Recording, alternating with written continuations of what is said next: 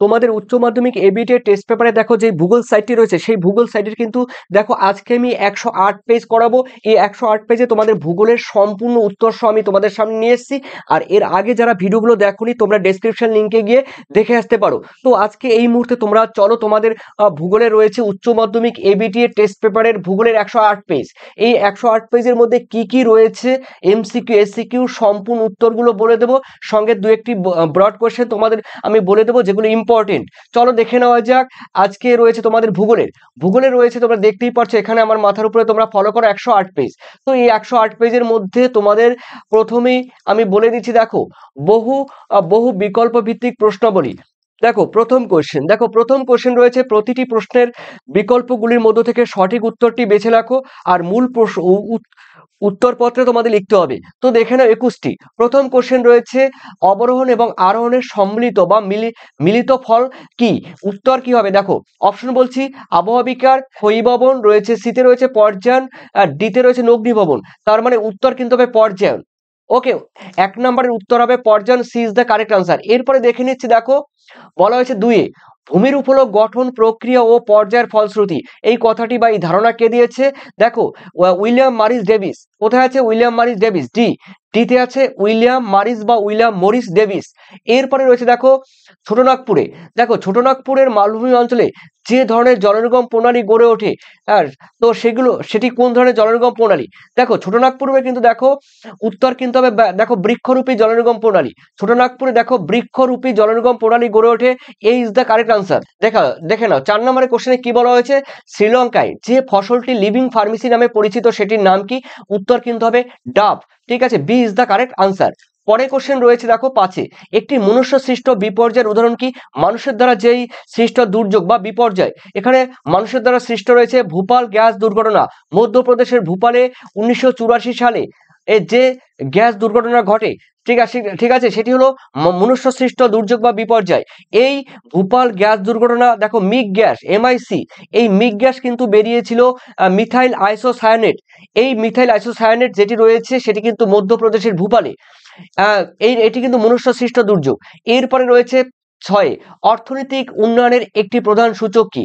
দেখো অর্থনৈতিক উন্নয়নের প্রধান সূচক হলো রয়েছে সাক্ষরতার হার, মোট অভ্যন্তরীণ উৎপাদন, প্রত্যাশিত আয়ুষ্কাল, ক্রয় ক্ষমতা।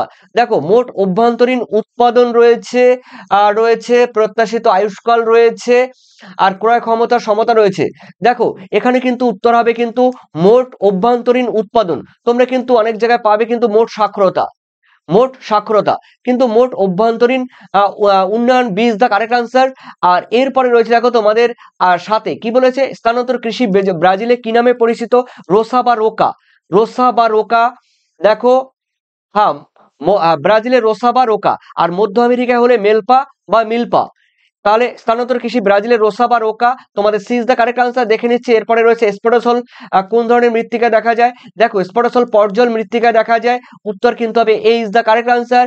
এরপরে রয়েছে দেখো পুনর্বেশন শব্দটি প্রথম কে ব্যবহার করে? পুনর্বেশন শব্দটি ব্যবহার করে প্রথম পেট্রিক গ্যাডেস। পুনর্বেশন কথার মানে হলো পৌরপুঞ্জ। ঠিক আছে, পৌরপুঞ্জ। এই পুনর্বেশন প্রথম ব্যবহার করে কিন্তু Patrick Geddes. C is the correct answer. এরপরে রয়েছে তোমাদের 10, নদীর পুনর্জীবন লাভের ফলে গঠিত হয় না এমন একটি ভূমিরূপের নাম কি? উপত্যকার মধ্যে উপত্যকা গড়ে ওঠে, এটা সঠিক। তারপরে মানে এটি পুনর্জীবনের ফলে এই ভূমিরূপ গড়ে ওঠে। মনোরণক রয়েছে, নিকবিন্দু গড়ে ওঠে পুনর্জীবনের লাভের ফলে, নদী মঞ্চ গড়ে ওঠে, তার মানে গড়ে ওঠে না, এখানে না বলেছে। উত্তর কিন্তু হবে মনোরণক কিন্তু স্বাভাবিক ক্ষয়চক্রের বা স্বাভাবিক ক্ষয়চক্রের বার্ধক্য পর্যায়ে গড়ে ওঠে কিন্তু মনোরণক। এটি কিন্তু সমপ্রায় ভূমির মধ্যে গড়ে ওঠে। তার মানে এখানে নদীর পুনর্জীবনের ফলে গঠিত হয় না মানে মনোরণক। এরপরে রয়েছে তোমাদের 11তে বলা হয়েছে যে বায়ু হ্যাডলি কোষের সঙ্গে সঙ্গতি সম্পর্কিত সেটির নাম কি? দেখো সেটির নাম আয়ন বায়ু রয়েছে, তারপরে রয়েছে পশ্চিমা বায়ু, সমুদ্র বায়ু, স্থল বায়ু। এখানে কি বলেছে দেখো, যে বায়ু হ্যাডলি কোষের সঙ্গে বিশেষভাবে সম্পর্কিত, তার মানে উত্তর কিন্তু হবে আয়ন বায়ু। ঠিক আছে, আয়ন বায়ু ইজ দ্য কারেক্ট আনসার। তোমাদের কিন্তু এ ইজ দ্য কারেক্ট আনসার। এরপরে রয়েছে দেখো তোমাদের পরে কোশ্চেন রয়েছে, দেখে নিচ্ছি, সংরক্ষণযোগ্য উদ্ভিদ ও প্রাণীদের সংখ্যা যে পুস্তকের মাধ্যমে প্রকাশ করা হয় তাকে কি বলে? তাকে কিন্তু দেখো সংরক্ষণযোগ্য উদ্ভিদ, তার মানে এখানে হবে রেড ডাটা বুক। ঠিক আছে, এর পরের কোশ্চেন দেখে নাও। রয়েছে দেখো 13তে বলা হয়েছে মরু ক্ষয়চক্রের ক্ষয়চক্রের শেষ পর্যায়ে বা শেষ সীমা দেখো কোনটি? বলা হয়েছে মরু ক্ষয়চক্রের শেষ সীমা কোনটি? উত্তর কিন্তু হবে সমুদ্রপৃষ্ঠ রয়েছে, ভৌম জলস্তর রয়েছে, পেডিমেন্ট রয়েছে, ইনসেলবার্স। উত্তর কিন্তু হবে ভৌম জলস্তর, ভৌম জলস্তর বা প্লায়া, ভৌম জলস্তর বা প্লায়া। এরপরে রয়েছে দেখো তোমাদের রয়েছে 14, ওজোন গ্যাসের ঘনত্ব মাপার একক কি? উত্তর কিন্তু হবে দেখো ডপসন এককে, ডপসন এককে মাপা হয়, C is the correct answer. এরপরে 15তে বলা হয়েছে জেট, জেট বায়ু প্রবাহ দেখা যায় ঊর্ধ্ব ট্রপোস্ফিয়ারে। কোথায় আছে ঊর্ধ্ব? এই যে ঊর্ধ্ব ট্রপোস্ফিয়ারে, ঠিক আছে, ঊর্ধ্ব ট্রপোস্ফিয়ারে। এরপরে রয়েছে তোমাদের দেখো ন্যূনতম ব্যয় তত্ত্বের সমপরিমাণ ব্যয় রেখাকে কি বলে? উত্তর কিন্তু আইসোটিম, আইসোটিম উত্তর। এখানে শুধু সমপরিমাণ বলেছে, সমপরিমাণ এবং কাঁচামাল যদি বলতো তখন কিন্তু হতো আইসোটোপেন। তার মানে উত্তর কিন্তু হবে এ ইজ দ্য কারেক্ট আনসার। এরপরে রয়েছে তোমাদের কি 17, কি বলেছে ভারতের নায়াগ্রা কাকে বলা হয়? দেখো ভারতের নায়াগ্রা বলা হয় কিন্তু চিত্রকূট জলপ্রপাতকে, চিত্রকূট জলপ্রপাতকে ভারতের নায়াগ্রা বলা হয়। এটি কিন্তু ছত্তিশগড়ে রয়েছে। এরপরে রয়েছে তোমাদের পরে কোশ্চেন দেখে নিচ্ছি বায়োডাইভার্সিটি। এই বায়োডাইভার্সিটি শব্দটি প্রথম কে ব্যবহার করে? উত্তর কিন্তু হবে Walter Rosen, Walter Rosen. B is the correct answer. আর তোমাদের কিন্তু দেখো নরম্যান মায়ার্স, বায়োডাইভার্সিটি হটস্পট কথাটি নরম্যান মায়ার্স ব্যবহার করে, আর জীববৈচিত্র্য কথাটি ব্যবহার করে কিন্তু ওয়াল্টার রোজেন। ওকে, এরপরে দেখে নিচ্ছি তোমাদের পরের কোশ্চেন রয়েছে দেখো তোমাদের 19 বলা হয়েছে সর্বপ্রথম প্রশাসনিক একক হলো কি? উত্তর কিন্তু হবে সর্বনিম্ন প্রশাসনিক একক হলো মৌজা, এই ইজ দ্য কারেক্ট আনসার। এরপরে দেখে নিচ্ছি তোমাদের 20তে বলা হয়েছে ভারতের জনসংখ্যার বিবর্তন কোন পর্যায়ে ভারতের অবস্থিত? দেখো দ্বিতীয় পর্যায়ে। এখন কিন্তু ভারতবর্ষ দ্বিতীয় এবং তৃতীয় পর্যায়ের, এই দ্বিতীয় এবং তৃতীয় পর্যায়ে কিন্তু মিডিলে চলে এসছে। তবে তোমরা কিন্তু ওয়ার্নার থমসনের মডেল যে দিয়েছে জনবিবর্তন মডেল, সেই জনবিবর্তন মডেলে ভারত কিন্তু দ্বিতীয় পর্যায়ে, তবে ভারত বর্তমানে দ্বিতীয় এবং তৃতীয় পর্যায়ের মিডিলে আছে। এরপরে রয়েছে 21, দেখো প্রাথমিক অর্থনৈতিক ক্রিয়াকলাপের সঙ্গে যুক্ত কর্মীদের কি বলে? রেড কলার ওয়ার্কার, মানে লাল পোশাকের শ্রমিক, রেড কলার ওয়ার্কার, এই ইজ দ্য কারেক্ট আনসার। এরপরে রয়েছে দেখো তোমাদের এসএকিউ গুলো একদম সম্পূর্ণ উত্তর আমি বলে দিচ্ছি, চলো সংক্ষিপ্ত উত্তর দাও। 14টি, দেখো 14টির মধ্যে অথবা দিয়ে আছে, সেগুলো আমি বলে দেবো। উৎসন্দ জল কাকে বলে? সোলাম কাকে বলে? চলো দেখে নেওয়া যাক। দেখো এখানে রয়েছে তোমাদের এইচএস দেখো এবিটি টেস্ট পেপারে 108 পেজ, আর রয়েছে তোমাদের এসএকিউ। প্রথম কোশ্চেন, উৎসন্দ জল কাকে বলে? দেখো উৎসন্দ জল অগ্নুৎপাতের সময় ম্যাগমার মধ্যে যে জল সঞ্চিত থাকে তা বা বেরিয়ে আসে, তখন সেই জলকে উৎসন্দ জল বা ম্যাগমা জল বলে। সোলাম কাকে বলে? দেখো মৃত্তিকার এ এবং বি স্তরকে সোলাম বলে। অর্থাৎ মৃত্তিকার পরিলেখের পরিণত মাটির নরম, শিথিল ও হিউমাস সমৃদ্ধ মৃত্তিকার এ এবং বি স্তরকে সোলাম বলা হয়। দেখো এরপরে রয়েছে দেখো 2 কাকে 10 সহস্র ধূম্র উপত্যকা বলা হয়? দেখো উত্তর কি আছে দেখে নাও। মার্কিন যুক্তরাষ্ট্রের আলাস্কা রয়েছে। দেখো এই যে মার্কিন যুক্তরাষ্ট্র, তোমরা জানো এখানে এই মার্কিন যুক্তরাষ্ট্রে এখানে রয়েছে আলাস্কা, ঠিক আছে।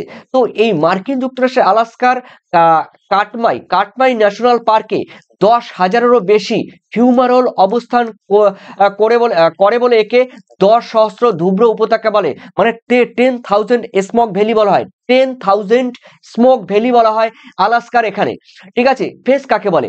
দেখো সমুদ্রের উন্মুক্ততাকেই বলা হয় ফেস, বোঝা গেল।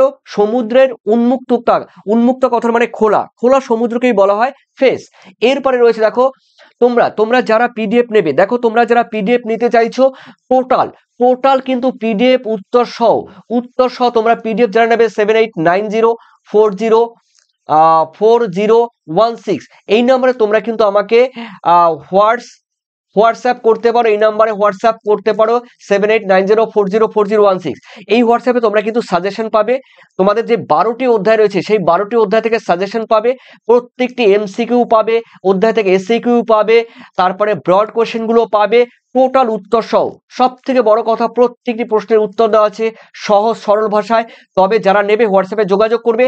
সেই সঙ্গে তোমাদের সব থেকে একটি বড় অফার হলো তোমরা এবিটি টেস্ট পেপারের সম্পূর্ণ সলভ তোমরা বিনামূল্যে পেয়ে যাবে। যারা পিডিএফ পে করবে তারা বিনামূল্যে তোমরা কিন্তু এই এই তোমরা কিন্তু এবিটের টেস্ট পেপারের সম্পূর্ণ সলভ পেয়ে যাবে। দেখো মৃত্তিকার ক্যাটেনা কাকে বলে? মৃত্তিকার ক্যাটেনা আমরা উত্তর দেখে নিচ্ছি। দেখো পার্বত্য অঞ্চলের উপত্যকা থেকে নিম্ন উপত্যকা পর্যন্ত, তার মানে পার্বত্য যে উপত্যকা আছে উপত্যকার উচ্চ উপত্যকা থেকে একদম নিম্ন উপত্যকা পর্যন্ত, ঠিক আছে। মৃত্তিকার বিভিন্ন পরিলেখের যে পর্যায়ক্রমিক পরিবর্তন ঘটে তাকে কিন্তু মৃত্তিকার ক্যাটেনা বলা হয়। আমি ব্যাখ্যা দিতে গেলে অনেক সময় লাগবে। এরপরে রয়েছে অনুগামী নদী কাকে বলে? দেখো যে নদী ভূমিভাগের প্রারম্ভিক আমি লিখে দিচ্ছি প্রারম্ভিক, কি বললাম? আবার বলছি, শুনে নিও। দেখো যে নদী ভূমিভাগের প্রাথমিক বা প্রারম্ভিক ঢাল অনুসারে প্রবাহিত হয় তাকে অনুগামী নদী বলে, ঠিক আছে, যেমন গঙ্গা নদী। এরপরে রয়েছে দেখো তোমাদের নদীর পুনর্জীবন লাভের সংজ্ঞা দাও। দেখো উত্তর আমি দেখে নিচ্ছি। বলা হয়েছে সমুদ্র পৃষ্ঠের অবনমন ঘটলে অথবা ভূপৃষ্ঠের উত্থান ঘটলে নদী তার নিম্নক্ষয় করার ক্ষমতা বেড়ে যায়, এই ঘটনাকে নদীর পুনর্জীবন বলা হয়, ঠিক আছে। এরপরে মনেক্স কি? দেখো মনেক্স কথার অর্থ হলো মনসন। মনেক্স, এই যে মনেক্স MON, মনেক্স কথার মানে হলো মনসন। মনেক্স কথার মানে হলো মনসন এক্সপেরিমেন্ট, এক্সপেরিমেন্ট। মনেক্স কথার মানে হলো মনসন এক্সপেরিমেন্ট, অর্থাৎ মৌসুমী বায়ুর গবেষণা সংক্রান্ত একটি বিশেষ কর্মসূচি কি বলা হয়? মনেক্স। এই মনেক্স কিন্তু দেখো ভারতবর্ষে মৌসুমী বায়ুর আগমন, তারপরে প্রত্যাবর্তন সম্পূর্ণ কিছু পর্যবেক্ষণ করে এই মনেক্স। এরপরে রয়েছে ঘূর্ণপাত কাকে বলে? দেখো ক্রান্তীয় ঘূর্ণপাত, এই ক্রান্তীয় ঘূর্ণপাতের কেন্দ্রস্থলকে ঘূর্ণপাতের চক্ষু বলে। কি বললাম? ক্রান্তীয় ঘূর্ণপাতের কেন্দ্রস্থলকে ঘূর্ণপাতের চক্ষু বলে। এখানে কিন্তু কোনো রকম ঝড়, বায়ুর চাপ এগুলো কোনো রকম থাকে না, ঠিক আছে। হলো এরপরে লিথোফাইট কাকে বলে? যে সমস্ত দেখো উদ্ভিদ বা শ্যাওলা বা শৈবাল জাতীয় যে সমস্ত উদ্ভিদগুলো রয়েছে যেগুলো শিলার গাত্রে কোনো শিলা বা পাহাড়ের গাত্রে জন্মায়, ঠিক আছে, কোনো শিলা বা পাহাড়ের গাত্রে যে সমস্ত উদ্ভিদ জন্মায়, ওকে, সেগুলোকে কি বলা হয় বলতো? লিথোফাইট বলে। তারপরে রয়েছে দেখো একটি আলোক প্রেমী এবং আলোক বিদ্বেষী উদ্ভিদের উদাহরণ দাও। আলোক প্রেমী মানে আলোকে ভালোবাসে কে? দেখো উত্তর আমি বলে দিচ্ছি, জবা রয়েছে, তারপরে সূর্যমুখী রয়েছে, সূর্যমুখী রয়েছে। আর আলোক বিদ্বেষী কথার মানে আলোকে পছন্দ করে না। আলোক বিদ্বেষী উদ্ভিদের কথার মানে হলো পান রয়েছে, তারপরে ফার্ন রয়েছে। এগুলো কিন্তু আলোক বিদ্বেষী উদ্ভিদের উদাহরণ। এরপরে রয়েছে দেখো তোমাদের 8 গামা বৈচিত্র্য কাকে বলে? দেখো উত্তর বলে দিচ্ছি, গামা বৈচিত্র্য একটি বৃহৎ অঞ্চলের ভৌগোলিক পরিবেশে যে জীব বৈচিত্র্য দেখা যায় তাকে গামা বৈচিত্র্য বলে। আর একটু ডিটেলস তোমরা লিখতে পারো।